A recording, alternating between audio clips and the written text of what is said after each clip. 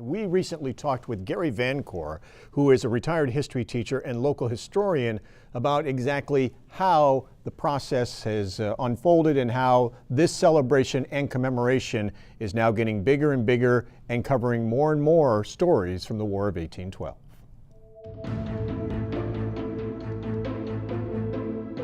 Gary Vancour is with us now, a retired history teacher and also town historian in Beekmantown, New York, and co-chair of the Battle of Plattsburgh Commemoration Committee, which year after year you help put together the events and the reenactments that happen here in Plattsburgh. That's correct.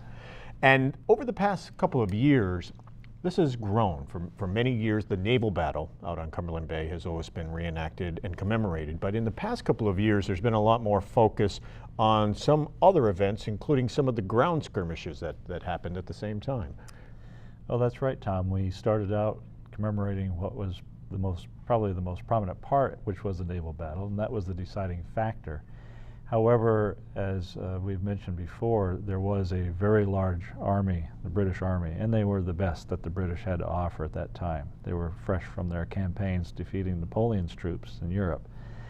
And they assembled in Canada, and they marched south to Plattsburgh, and by so doing marched through the communities of Champlain and Chazy and Beekmantown and the town of Plattsburgh and so on.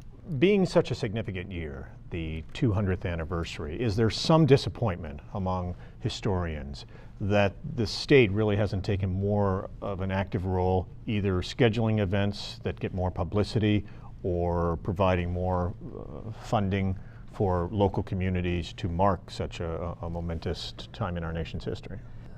As an educator, my whole life my passion has been the story of people and therefore the history of the area. It's always disappointing not to see that others share that passion and therefore help in the process of getting people to know what's going on. It would be very helpful to have funding to do these things.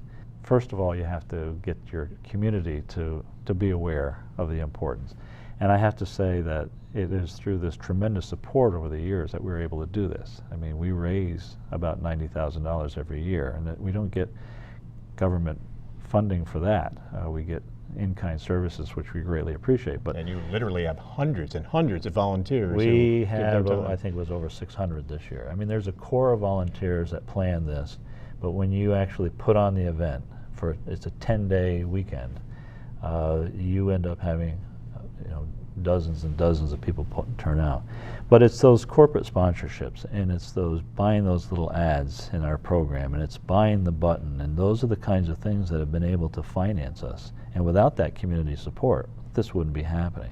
But it is growing, and that's the fun part, is to see that it is becoming more aware, or people are becoming more aware of it, and it's exciting to see. And as we build towards that 2014, we're getting other players involved, like the Chamber of Commerce, the Adirondack Coast, and they have been taking an active role. And there's a War of 1812 Bicentennial Council that was initiated by them, and all of that helps. And now we have the Master Destination Plan that has history as a major anchor, and so we're getting business people involved. And I think they're starting to see that not only is there, from the historic viewpoint, but also from the economic viewpoint, that heritage tourism is big money.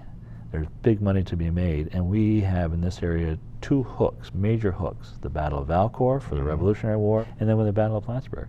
There's no other place that has these two major events that took place, and it's so understated and so underutilized that once that gets going, I think you're going to see a great economic boost to the area as a result of that. Gary Vancour, thank you very much for joining us. Well, thank you for having me.